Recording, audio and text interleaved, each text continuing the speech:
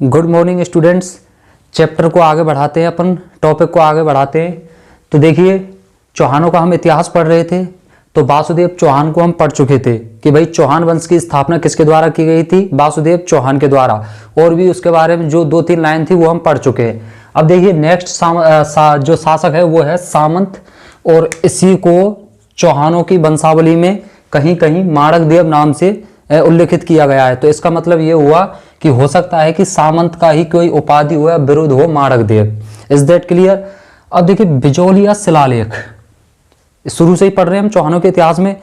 ये बिजौलिया शिलालेख है, ये वही लेख है जिसमें चौहानों को वत्स गोत्रीय ब्राह्मण लिखा है। तो कौन से शासक को लिखा था वत्स गोत्रीय ब्राह्मण? तो वो यही था सामंत। तो इस सामंत को बिजौलिया शिलालेख में वत्स गोत्रीय ब्राह्मण लिखा है। ओके, नेक्स्ट देखिए, ये कोई इतना इंपॉर्टेंट तो है नहीं, फिर भी एक एक्सेप्शन प्रश्न बनते हैं ना एग्जाम में, अपवाद स्वरूप प्रश्न बनते हैं। वहां से अगर प्रश्न बनता है तो ये पूछा जा सकता है। तो कायस्थ कल्पत एक व्यक्ति था, कायस्थ कल्पत। तो इस कायस्थ कल्पत ने ही सामंत के समय में सावर झील से सर्वप्रथम व्यापारिक स्तर पर नमक का उत्पादन किया था, कायस्थ कल्पत ने। ओके, ये इतना ही है सामंत देव के बारे में, सामंत या माणक देव के बारे में इतना ही उल्लेख मिलता है। नेक्स्ट देखिए अजय राज। अजय राज का जो शासन काल था वो था 721 से लेकर 734। इसकी उपाधि मिलती है चक्रवर्ती। अजय राज या जयराज की जो उपाधि मिलती है वो चक्रवर्ती मिलती है। अब एक पुस्तक है प्रबंध कोश, और प्रबंध कोश के लेखक है राजशेखर। तो प्रबंध कोश के लेखक हैं राजशेखर। तो इन्होंने अपनी पुस्तक में जो अजमेर में जो दुर्ग स्थित है, उस अजय मेरु दुर्ग का निर्माता इन्होंने इसको बताया है अजय राज को या जयराज को। Is that clear? इसके बारे में भी इतनी ही जानकारी उपलब्ध है, ज्यादा एक्स्ट्रा कोई जानकारी है नहीं है। यूं तो चारण और भाट ये भी कहते हैं कि इसने लंका को जीतकर उस पर अपनी आन फेरी थी, यानी अपनी प्रतिष्ठा ध्वंस जमाई थी। लेकिन ये बात तो तथ्यात्मक है नहीं है ना, तो इस वजह से इसके बारे में केवल इतनी ही जानकारी उपलब्ध है। अब देखते हैं नेक्स्ट शासक दुर्लभ राज। दुर्लभ राज का शासनकाल रहा था 784 से लेकर 809 ईस्वी तक।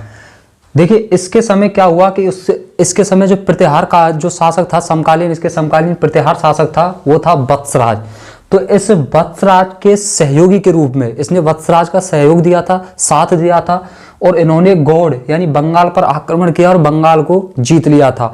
तो ये प्रतिहार शासक वत्सराज के सहयोगी के रूप में इसने बंगाल विजय की थी, यानी गौड़ प्रदेश को इसने जीता था। क्योंकि ये प्रतिहारों के ही तो सामंत थे शुरुआत में। चौहान जो है वो स्वतंत्र शासक नहीं थे, प्रतिहारों के ही सामंत के रूप में ये व्यवस्थित थे। नेक्स्ट देखिए कि दुर्लभ राज के समय ही सर्वप्रथम अजमेर पर मुसलमानों का आक्रमण हुआ था। कई इतिहासकार ये बताते हैं कि अजमेर की स्थापना अजय राज के द्वारा की गई थी, कोई अजय पाल बताता है, कुछ बताता है। तो उसी हिसाब से देखें तो अजमेर नगर की स्थापना हो चुकी थी इसका मतलब। तो अजमेर पर सर्वप्रथम मुसलमानों का आक्रमण हुआ था इस दुर्लभ राज के समय में। अब उस समय आक्रमण करने वाला कौन था? तो खलीफा बली अब्दुल मलिक की सेना।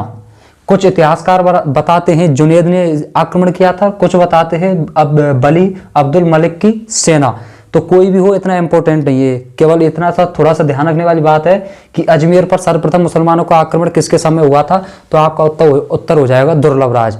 अब देखिए ये जब दुर्लभ राज ने इसकी मलिक की सेना ने या जुनैद ने जब आक्रमण किया अजमेर पर, तो उस समय कुछ चौहान सरदारों ने, मुख्य चौहान सरदारों ने दुर्लभ राज का साथ नहीं दिया। तो दुर्लभ राज के जो परिवार का प्रत्येक सदस्य था वो योद्धा के रूप में उसने अपनी भूमिका निभाई। इस युद्ध में एक इतनी हृदय विदारक घटना घटी कि अगर आप सुनेंगे कि इसका 7 वर्षीय पुत्र था और उसका नाम था लोत या लोट,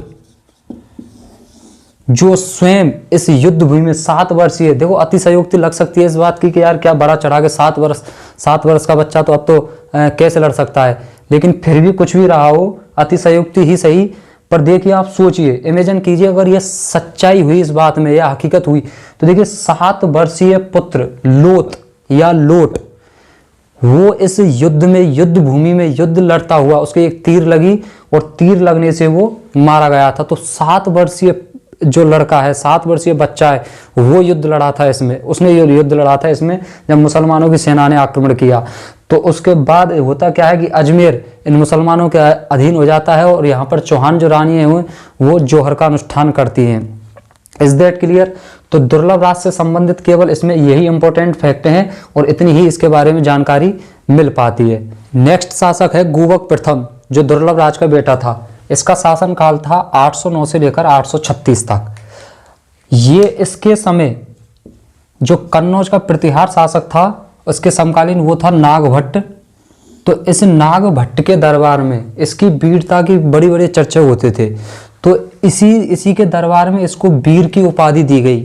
गूबक प्रथम को वीर की उपाधि से विभूषित किया गया और इसी को हर्षराय कहा जाता है। गूबक प्रथम को ये हर्षराय कहा जाता है। इसकी हर्षराय एक अन्य उपाधि है। देखिए, जैसा कि मैं आपको बता रहा था कि चौहान शुरू से प्रतिहारों के सामंत थे। अब जब गूबक प्रथम को वीर की उपाधि मिली तो इसने सोचा कि यार मैं अगर इतना ही वीर हूं तो क्यों ना अपना स्वतंत्र राज्य स्थापित किया जाए। तो गूबक प्रथम ही वो पहला चौहान शासक था जिसने प्रतिहारों से मुक्त होकर, इंपॉर्टेंट याद रखना है, प्रतिहारों से मुक्त होकर एक स्वतंत्र राज्य की स्थापना की।